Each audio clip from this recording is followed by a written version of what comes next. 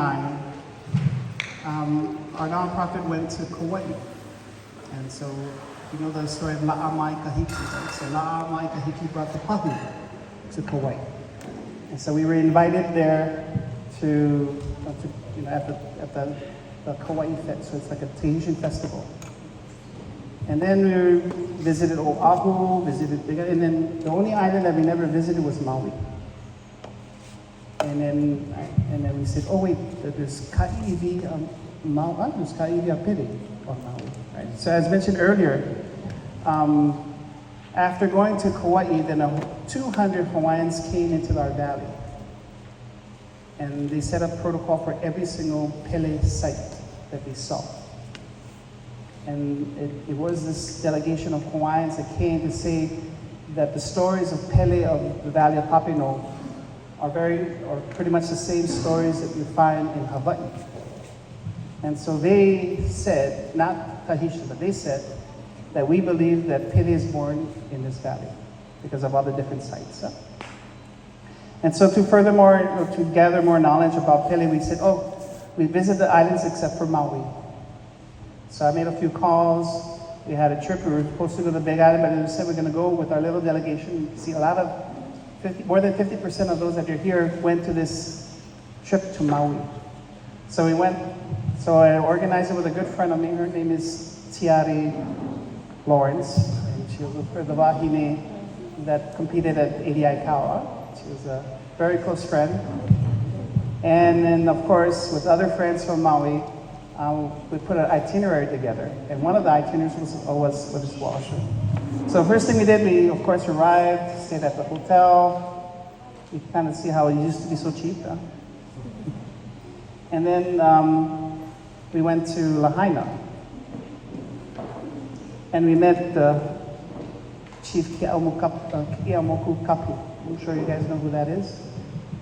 So he has a center at Moku'ula in Lahaina. And there he helps Hawaiians, of course, when it comes to title and land. So he showed us around. And of course, he has this little museum. And at this museum, he gathered a lot of artifacts from a lot of visitors from around the world. And he said, oh, I have a stone that came from Tahiti. And we're like, oh, really? And the stone was the stone that our Tahitian ba'a brought to Lahaina. And so on the members of the Tahitian ba'a, I was a member, and Papa Hewata's wife. And we were like, oh, so that's where the stone went.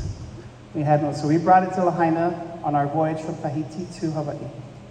And Chief Ke'aumoku Kapu was the one that took care of it. So that was pretty incredible. And you can see the stone right next to the green, you can see that's our stone. But with the fires and everything like that, we don't know what happened to the stone because the center was burned down. But that was our first meeting. And then we went to do a Lomi Lomi massage class where everybody got to do Lomi Lomi, as Papa Hewata can see. And then we went to Paia because Auntie Tiare Lawrence says, oh, you gotta meet our auntie, she's really special.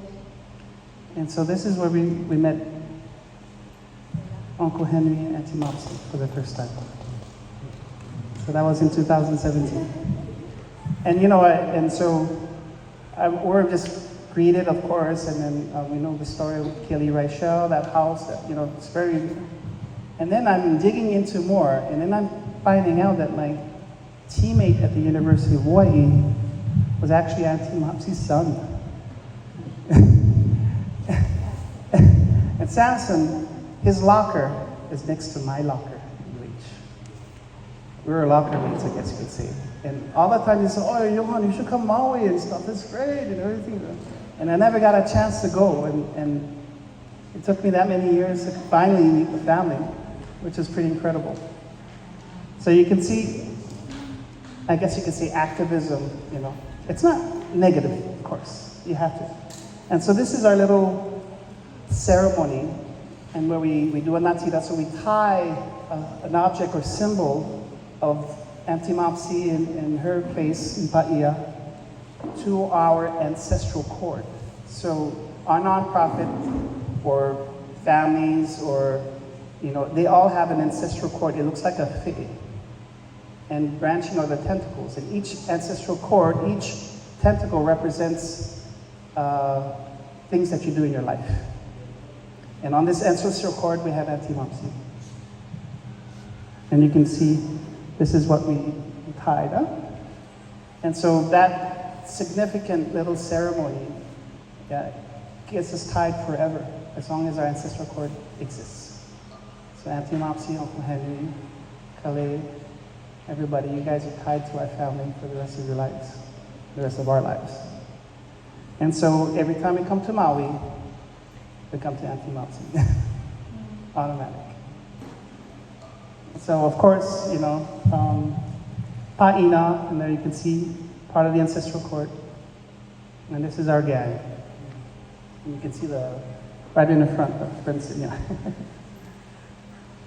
The very next morning, of course, we went to Haleakala for the sunrise. And these are some of the images that I caught.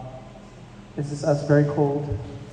And I don't know if you noticed to the left in the green, but that's Nu'uhiwa. And so he allowed us, of course, to go and see the ahu, where we did another ceremony, uluwehi, and ahu oku. And this ahu overlooks, of course, you can see Mauna Kea and Mauna Loa. That's what you can see in the distance. So once again, another ceremony to tie to the place. Important that we tie to the place and then the people. So being able to do that was very special. And then right after that, we came down the hill. So our very first visit, as you can see, the 30th of October, 2017 is when we came to Kamehameha School. So. And then, of course, Ikela was there to take us around on the golf cart. And so special for us because we got to see Hawaiian Ensemble class for the first time. And they sang a beautiful song, the Haitian song, and it had Hawaiian lyrics to it. It was just like, what? So I posted it on Facebook, and in one day it had 20,000 views. It was just like the most popular video on my Facebook page. But that was pretty cool. There's the class. I don't know if you know anybody in this class, but that's stuck with us forever. And then in the evening, we went to see Auntie Napua. Well, she used to be called Greg, yeah, and she got married, so it's Napua Silva. So, close friend because I was the best man at her sister's wedding for the groom. Anyway, we had a kanakipala, and that song that you heard, we sang it that night. And Ikaika Blackburn was there, the whole crew, everybody was there to sing. And that, for me, that just like, that was on a real special kind of kapila, for sure. Yep. And then, of course, we had to wake up early because we had to go visit Kikula Ilan. And of course, we have a lot of educators for children, especially come in our nonprofit. So, you know, talking stories with the kids, doing some games with the kids, that's all part of the process, yeah. And then we met Ohaku. I don't know if you know, he's a weaver, master weaver of Maui. Yeah. So he brought us a stone, and he said there's a stone that had a connection with Tahiti. So that's still a story that's going on. Yeah. And then, of course, we had the best guide in the world who took us to Hana. And of course, we learned about the water rights. And of course, we went to Anapawaiwai. We, of course, came to Hana. And of course, Kalailoa is the professor that took us around. So he was our guide. And we told him, oh, please don't speak English, just speak Hawaiian when you're talking about land. So he was like, oh. So he was really honored to speak and give us a tour of the whole road to Hana in Hawaiian. So he'd explain, of course, the place, Ka'idiopele. And then we went, and above were thousands of iwi birds circling around this area, which for us, that's a huge sign. And so that marked our presence there. And once again, we did a little ceremony, Anatira with Tiare and Kalailo. We talked with Kawi Kanakaole about Oprah Winfrey buying all the land and stuff like that. So that was really important for us to understand. And we stayed at Alakukui. We went to the Kahanu Botanical Garden, and Mike gave us the tour. We had, amongst us, we had an archaeologist, so because of archaeologists, we actually did things that people don't get to do. And so, learning about the plants of the Va'a, but especially actually walking on top of Halipi. So we did a tour on top of the heiau, which normally you can't do. So this is pretty special for us. And that is definitely the biggest heiau in the world, for sure. Yeah. And then of course you have the classes, and we had met a Tahitian who lives in Hana for 30 years. And he has his little lunch wagon next to the Hasegawa General Store. And so we had dinner. He went to catch fish and food, and we had a little start. And then, okay, and so we came back again, and this is this latest picture, the latest trip we did in June. Once again at Mopsy's house. Once again, for the song and food. And then we went to Wailuku City Hall. And what did we do there? We talked on behalf of protecting Haleakala.